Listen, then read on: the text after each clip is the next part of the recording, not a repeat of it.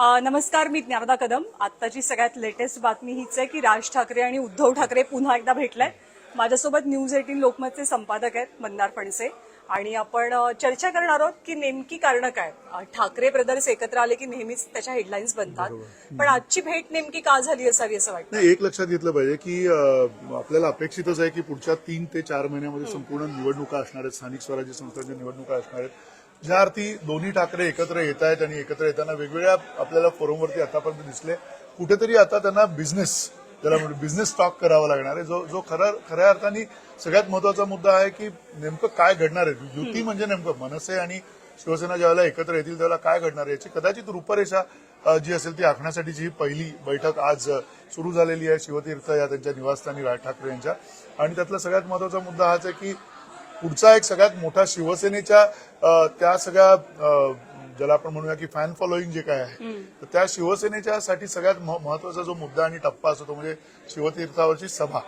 आणि दसऱ्याची जी सभा असते, दसरा मेळावा जो असतो शिवसेनेचा, त्या निमित्ताने सुद्धा काहीतरी मला असं वाटतं की त्यांचं प्लॅनिंग असावं की दसरा मेळाव्याच्या निमित्ताने पुन्हा एकदा एक रणशिंग फुंकायचं आणि मग त्यातनं एकत्र येण्याचं जे पूर्णपणे त्यांच्या केडर बेस, कारण या दोन्ही पार्ट्या ज्या आहेत, मनसे असेल किंवा शिवसेना असेल, केडर बेस पार्ट्या आहेत, तर त्यांच्या केडरपर्यंत तो मेसेज नीट पद्धतीनं जावा आणि त्यातनं कुठेतरी एक राजकीय जी काही आता येणाऱ्या काळातली जी काही त्यांची वाटचाल आहे दोघांची एकत्र, ती एकत्रित वाटचाल आपल्याला पाहायला मिळेल. त्यामुळे शिवतीर्थ हा एक मुद्दा आहे.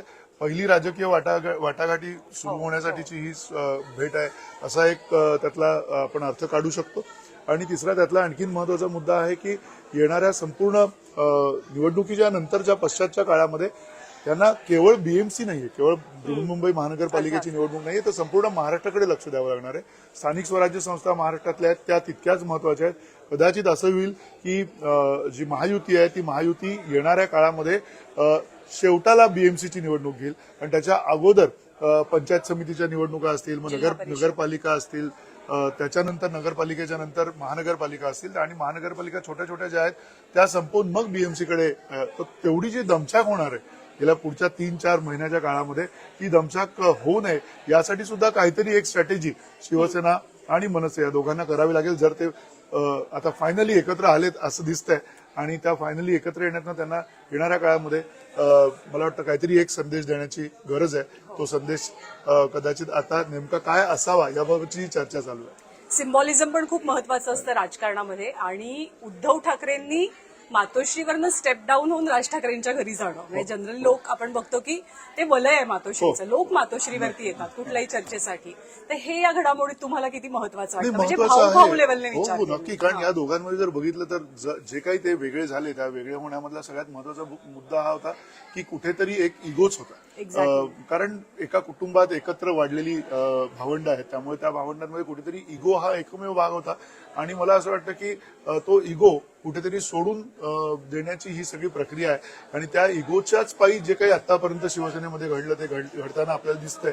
आणि तो इगो जर नसेल आणि हे जर दोघेही बंधू या आताच्या ह्या टप्प्यावरती एकत्र आले तर नक्कीच त्यामध्ये शिवसेना असेल किंवा ठाकरे ब्रँड ज्याला अलीकडे म्हटलं जातं, त्या ठाकरे ब्रँडच्या संदर्भामधून सुद्धा त्यांना एक खूप मोठा त्याचा फायदा घेता येऊ शकतो. आणि म्हणून कदाचित हे सिम्बॉलिझम असेल, स्वतः उद्धव ठाकरे येणं तिथे, मोठे बंधू लहान बंधूंच्या भेटीला येणं, आणि लहान बंधूंची तेवढीच आवश्यकता आहे शिवसेनेच्या आत्ताच्या शिवसेना युबीटीच्या उभाटाच्या अस्तित्वाच्या दृष्टिकोनातून. हा सुद्धा मेसेज त्यांनी मान्य केलाय असं म्हणायला काही हरकत नाही. आता सगळ्यांना ती उत्सुकता, कारण ऑफिशियली कोणी बोलत नाहीये की युती झालीये का, युती होणार आहे का, पण आता दोघे जण ज्या स्टेजला आहेत की कौटुंबिक पातळीवर भेटले आणि आजची भेट तर प्युअर राजकीय आहे. बरोबर. इथून या दोघांकडे मागे फिरायचा स्कोप आहे की नाही, त्याने युती करावीच लागेल? नाही, एक लक्षात घेतलं पाहिजे की राजकारणामध्ये सर्व शक्यता असतातच, म्हणजे त्या त्याच्यात लपलेल्याच असतात प्रत्येक राजकारणामध्ये. पण आताची जी परिस्थिती बघितली तर या परिस्थितीमध्ये खास करून मुंबईतला मराठी माणूस जो आहे, मुंबईतल्या मराठी माणसाची जी एक भावना आहे आणि त्यातूनही मुंबई बृहन्मुंबई म्हणता येईल त्याला, एमएमआर रिजन ज्याला आपण म्हणतो, त्या एमएमआर रिजन मधल्या सगळ्या माणसांची आत्ताची भावना बघितली तर या दोन बंधूंनी एकत्र यायला पाहिजे अशा पद्धतीची ती मानसिकता दिसते.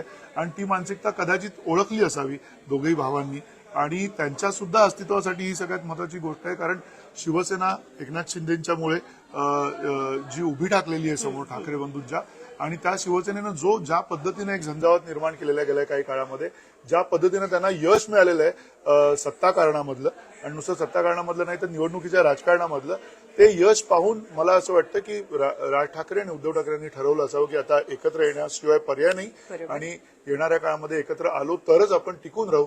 हा कदाचित त्यांना ही भावना जी आहे ती त्यांना आता पटली असावी, आणि त्यामुळे ते आता चर्चेमध्ये आले. जवळजवळ गेले 1.5 तास चर्चा चालू आहे. सगळे वरिष्ठ नेते आहेत, शिवसेनेचे संजय राऊत आहेत, बाळानंदगावकर सुद्धा आहेत. त्यामुळे जुनी जाणती मंडळी शिवसेनेतली तिथे आहेत. तर नक्की काहीतरी त्याच्यातनं आता येणाऱ्या काळात आपल्याला ऐकायला मिळेल की काय नेमकं घडणार आहे. तुम्ही मगाशी जे म्हणालात दसरा मेळावा, तर ते चित्र आता खूप विस्मृतीत गेले की बाळासाहेब असायचे व्यासपीठावर, राजउद्धव दोघे जण असायचे. आता दोघांचे सेपरेट मेळावे आहेत. म्हणजे शिवसेनेचा इंटॅक्ट दसरा आहे आणि राज ठाकरेंचा गुढीपाडवा मेळावा आहे. तर हे सोपं असेल राज ठाकरेंसाठी दसरा मेळाव्यात जाणं किंवा राज ठाकरेंना दसरा मेळाव्यात अकोमोडेट करून घेणं?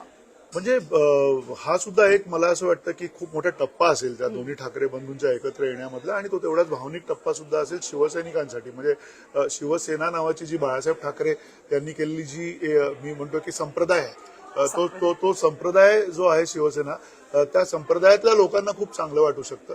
आणि त्या अर्थाने शिवसैनिक म्हणून जे आहेत आणि खास करून जो जुना शिवसैनिक आहे ते सुखावतील हे सगळं बघून. राज ठाकरे यांना अर्थातच खूप विचारपूर्वक येणाऱ्या काळामध्ये ही सगळी पावलं उचलावी लागतील. आणि शिवसेना शिवतीर्थावरती ज्यावेळेला ही सगळी दसरा मेळावा होतो, त्या दसरा मेळाव्याची एवढी मोठी परंपरा आहे बाळासाहेब ठाकरेंपासून आलेली. म्हणजे मला आठवतंय की जुन्या एका युट्यूबच्या व्हिडिओमध्ये आपण पाहिलेलं की शिवसेना निळ्या सगळ्या बॅकग्राऊंडवरती तिथे मोठा तो बॅनर आहे आणि बाळासाहेब तिथे भाषण करतायत, आणि त्या निळ्या शिवसेनेनंतरची भगवी शिवसेना इथपर्यंत. आणि मधल्या काळामध्ये महाराष्ट्र नवनिर्माण सेनेचा जो तिरंगा झेंडा होता, त्याच्यानंतर पुन्हा एकदा आता त्यांनी जे नवीन स्वरूप त्याचं केलेलं आहे भगव्या स्वरूपातलं. तर शिवसेना ही अशा पद्धतीनं सातत्यानं बदलताना आपल्याला दिसलेली आहे गेल्या इतक्या वर्षांमध्ये. शिवसैनिक आणि शिवसेनेची जी मराठी मतं आहेत किंवा मराठी मानसिकतेतली जी माणसं आहेत, त्या माणसांच्यासाठी सुद्धा हा मेळावा येणाऱ्या काळातला खूप मोठा अपेक्षांचा मेळावा असेल.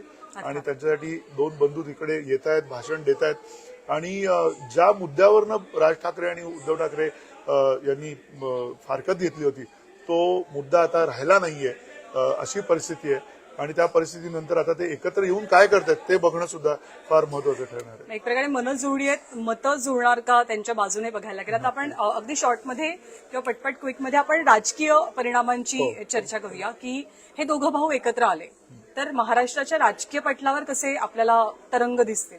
खूप मोठे तरंग दिसण्याची शक्यता आहे. त्याचं कारण हेच आहे की बराचसा महाराष्ट्रातला जो वर्ग आहे, मतदारांचा वर्ग आहे, आणि खास करून भाजप शिवसेना युती जी पूर्वीची होती, त्या पूर्वीच्या भाजप शिवसेना युतीमधला जो एकूण सौहार्द होतं, ते सौहार्द आज महाराष्ट्रामध्ये राहिलेलं नाहीये. आणि ते सौहार्द जे होतं ते गेल्या काही काळामध्ये ज्याला ते नेहमीच म्हणजे नैसर्गिक युती असं म्हटलं जायचं. दोन्हीही हिंदुत्ववादी पक्ष होते, भाजप आणि शिवसेना, आणि त्या हिंदुत्ववादाच्या मुद्द्यावरनं एकत्र आले होते. 25 वर्षाची ती युती होती आणि ती युती नंतरच्या काळामध्ये तुटली. बाळासाहेबांच्या नंतर खास करून त्या युतीमध्ये खूप मोठे बदल घडत जाताना आपण बघितले.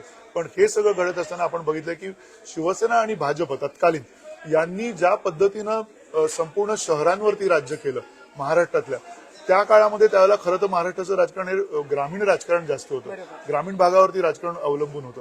आत्ताच्या काळामध्ये खरं शहरी राजकारण झालेलं आहे. महाराष्ट्रात संपूर्णपणे 70-80% शहरीकरण झालेलं आहे महाराष्ट्राचं. आणि त्या शहरीकरणामध्ये सगळ्यात महत्वाची शहरं आज नाशिक असेल, नागपूर असेल, ही सगळी महानगरं जी आहेत जिथे आज मेट्रो सारखी वाहनं आलेली आहेत, पुणे आहे, MMR रिजन आहे सगळा, या सगळ्या भागांमध्ये खूप मोठ्या प्रमाणावरती शहरीकरण झाल्यामुळे हा जो मुद्दा आहे मराठी माणसाचा, तो मुद्दा जास्ती ऐरणीवरती आलेला आहे. ह्या प्रत्येक शहरामध्ये मराठी माणूस किंवा मराठी मानसिकता किंवा मराठी संस्कृती ही कुठेतरी दबली गेली आहे किंवा त्या एवढ्या मोठ्या लोंढ्याच्या सावलीमध्ये ती कुठेतरी झाकोळली जाते की काय, अशी जी एक भावना लोकांच्या मनामध्ये आहे, ती भावना कुठेतरी एकत्र येऊ शकते. आणि त्याचा एक नैसर्गिक राजकीय फायदा ज्याला आपण म्हणतो तो हे दोघं बंधू घेऊ शकतात. त्या बंधूंना जर का उद्या बळ मिळालं तर अर्थातच भाजपची त्याच्यामधली राजकीय खेळी काय असेल आणि भाजप खास करून भाजपने आज अजित पवारांना बरोबर घेतलेलं आहे, भाजपने आज एकनाथ शिंदेना बरोबर घेतलेलं आहे. भाजप येणाऱ्या काळामध्ये नेमकं काय घेईल, ते ठाकरे बंधूंना जवळ करतील का, हा सुद्धा एक खूप मोठा कळीचा प्रश्न असणार आहे. आणि ते झालं तर नेमकं महाराष्ट्राच्या राजकारणात काय होईल, आणखीन किती धडपड होईल आणि आणखीन किती पळापळ होईल इकडून तिकडे, याचा सुद्धा काही नेम देता येत नाही. त्यामुळे अजून म्हणजे अभि पिक्चर बाकी आहे अशी म्हणायची वेळ आहे. बरोबर आहे की पिक्चर अभि बाकी आणि कोणीच प्रेडिक्ट नाही करू शकत की म्हणजे एक्झॅक्टली काय होईल. काही टेक्निकल फॉल्ट आलाय का काही मलाही अंदाज नाही आहे, पण लेट्स कंटिन्यू असं मला वाटतं. दुसरा मुद्दा म्हणजे फटका कोणाला बसेल. म्हणजे आता विरोधात म्हणजे सत्ताधारी कोण आहेत तर भाजप आहे, दादांची राष्ट्रवादी आहे आणि शिवसेना एकनाथ शिंदेची. हे दोघे एका बाजूला एकत्र आले, दोन्ही ठाकरेच एकत्र आले, तर इकडे फटका कोणाला जास्त बसेल असं आताच्या क्षणामध्ये जर का आपण बघितलं, बृहन्मुंबई महानगरपालिकेची गणितं खूप वेगळी आहेत आणि उर्वरित महाराष्ट्राची गणितं वेगळी आहेत. आणि त्यातही सगळ्यात महत्वाचा मुद्दा असा आहे की ग्रामीण महाराष्ट्रापेक्षा आता शहरी महाराष्ट्र जो आहे त्याच्यामधलं नाशिक, संभाजीनगर, छत्रपती संभाजीनगर, पुणे आणि मुंबई, ठाणे आणि मुंबईच्या आसपासची जी काही सगळी महानगर आहेत, अगदी पनवेलपासून ते विरार, वसई पर्यंतची महानगरं आणि तिथल्या महानगरपालिका, भिवंडी, निजामपूर महानगरपालिका असेल, अंबरनाथ, कुळगाव, बदलापूर महानगरपालिका असेल, कल्याण डोंबिवली महानगरपालिका असेल, या सगळ्या महानगरपालिकांच्या मध्ये हे जर दोघे बंधू एकत्र आले आणि त्यांनी जर का त्यांच्या जागा वाटपाचा तिढा जो आहे तो व्यवस्थित पद्धतीनं जर का सोडवला, तर अर्थातच भाजप विरुद्ध ठाकरे ही आत्ताची सुरुवातीची लढाई नक्की दिसते आपल्याला. आणि त्या लढाईमध्ये जी महायुती आत्ताची आहे त्या महायुतीचे जे घटक आहेत, खास करून त्याच्यामध्ये जर का अजित पवार म्हटलं तर अजित पवारांना तेवढा या युतीचा लगेचच काही झटका बसेल असं दिसत नाहीये, कारण त्यांचा प्रभाव क्षेत्र जे आहे ते वेगळ्या ठिकाणी आहे. पण एकनाथ शिंदे यांना सुद्धा एक खूप मोठं आव्हान त्या दोन ठाकरे बंधूंच्या एकत्र येण्यामुळे नक्की असेल.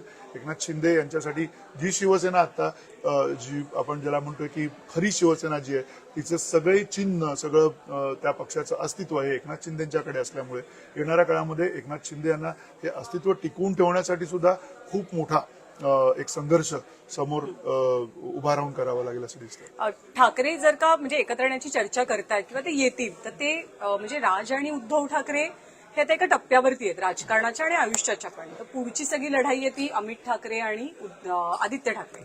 तर या दोघांच्या दृष्टिकोनातनं जर आपण विचार केला म्हणजे जनरेशन नेक्स्टच्या, तर या दोघांचा विचार करता ठाकरेंचं एकत्र येणं, एकत्र उभं राहणं किंवा एकत्र निवडणुका लढवणं, ते सगळं तुम्ही कुठल्या अँगलनं पाहता? खरं तर खूप अँगल आहेत त्याला. म्हणजे आपण नेपाळचा अँगल बघितला, घराणेशाहीच्या विरोधात झेन झीनी अक्षरशः म्हणजे क्रांती केलेली आहे. मला असं वाटतं की महाराष्ट्राच्या राजकारणामधली सगळी घराणेशाही आणि सगळी घराण्यांमधली मुलं, अनेक ठिकाणी अनेक मुलं जी आहेत ती खूप टॅलेंटेड आहेत. अनेक घराण्यांमधली जी नवी पिढी आहे ती खूप सुज्ञ आहे. आणि त्यामुळे जर लोकशाही प्रक्रियेने सगळीजण माणसं जर का एकत्र येत असतील, मराठी माणसाची, महाराष्ट्रातल्या सगळ्या मराठी जनतेची आणि महाराष्ट्राची म्हणून एकूण जी काही विकासाची क्षमता जी आहे ती क्षमता राजकीय अंगाने ही कशी वाढीस लागेल, कशा पद्धतीनं राजकारण, केवळ आपल्याकडचे रस्ते बघा, महाराष्ट्र आज जर का बाकीच्या राज्यांमध्ये आपण जर का गेलो तर तिथल्या त्या राज्यांच्या तुलनेत आपल्याकडचे रस्ते खराब आहेत. आपल्याकडे कॉन्ट्रॅक्टर राज्य, ठेकेदार राज्य जे आहे ते इतकं भयंकर आहे की भयंकर भ्रष्टाचार असल्यामुळे रस्ते आणि रस्त्यांची परिस्थिती वाईट आहे. आणि ग्रामीण भागामधल्या माणसाला आणि तालुका क्षेत्रातल्या माणसाला त्याचा प्रचंड मोठा झटका आता बसतोय. मला असं वाटतं की हे सगळं जे राजकारण आहे ते कुठेतरी विकासाभिमुख असावं, कुठेतरी ही सगळी वेगवेगळे राजकीय विचारधारा असणं अपेक्षित आहे.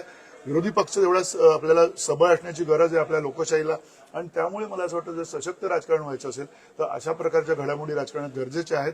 नवीन पिढी ज्याचा उल्लेख तुम्ही अमित ठाकरे, आदित्य ठाकरे यांचा केला, याच्यामध्ये आदित्य ठाकरे गेले काही काळ महाराष्ट्रभर भटकतात, मेहनत करताना दिसत आहेत, फुल टाइम पॉलिटिशियन आहेत, अनलाईक ऑफ बाकी जे काही पॉलिटिशियन्स असतात तसे.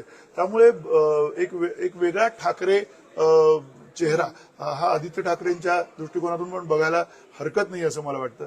कारण एक अपेक्षा असते, तरुण नेतृत्व असतं, त्यांच्याकडनं खूप मोठी अपेक्षा असते. हीच अपेक्षा प्रत्येक घराण्यामध्ये, प्रत्येक पक्षाच्या घराण्यामध्ये आपल्याला दिसते की काही तरुण जे आहेत ते बऱ्यापैकी त्याच्यामध्ये त्यांच्यामध्ये काहीतरी एक नेतृत्वाचं काहीतरी एक कॅलिबर आहे.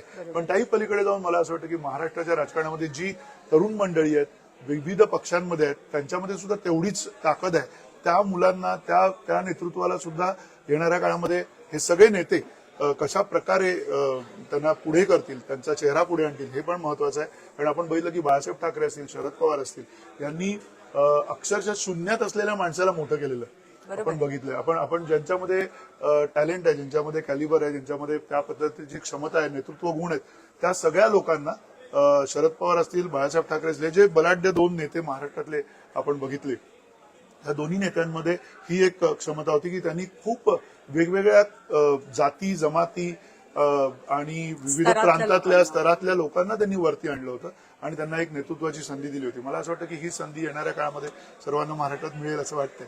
आपण ज्या मुद्द्यावरनं डिस्कशनची सुरुवात केली होती त्याच मुद्द्यावरती आपण डिस्कशन एंड करूया की इगो होता कुठेतरी दोन्ही भावांमध्ये. हे सगळ्यांना माहिती होतं की इट वॉज बियॉन्ड पॉलिटिक्स, की ज्याच्यामुळे दोघांमध्ये वाद आहे, फक्त राजकारण नाहीये. तर आत्ताच्या भेटीगाठी म्हणजे गेल्या 3-1 महिन्यात जुलैपासून जे घडलंय आणि आता आपण सप्टेंबरमध्ये आहोत, तुम्ही दोघांना वैयक्तिकरित्या पण खूप जवळून पाहिलेलं आहे, राजकारण दोघांचं पाहिलेलं आहे. तो जो एक अहमभावाचा मुद्दा होता, थोड्याशा कुरबुरींचा मुद्दा होता, तो सगळं सेटल झालं असं वाटतं. मला असं वाटतंय त्याचं कारण यातला सगळ्यात महत्वाचा मुद्दा हा असतो की अस्तित्व. ज्यावेळेला अस्तित्व चॅलेंज होतं, ज्यावेळेला भाजपसारख्या एका बलाढ्य पक्षांनी संपूर्ण देशभर ज्या पद्धतीनं एक राजकारणाचा पट हलवून टाकलेला आहे, नुसता पट हलवलेला नाहीये तर त्यांनी 24 तास राजकारण केलेलं आहे. ते 24 तास राजकारण त्यांनी कशा प्रकारे केलं, काय याच्यावर मतमतांतर असू शकतात, पण भाजपनी अतिशय गांभीर्याने प्रत्येक गोष्ट, म्हणजे त्यांची कुठेही गोष्ट संपत नाही. आज गणपती झाले, लगेच उद्याच्या दिवशी त्यांचं कामं सुरू झालेली असतात, उद्या परत त्यांची काहीतरी बैठकी सुरू झालेली असतात.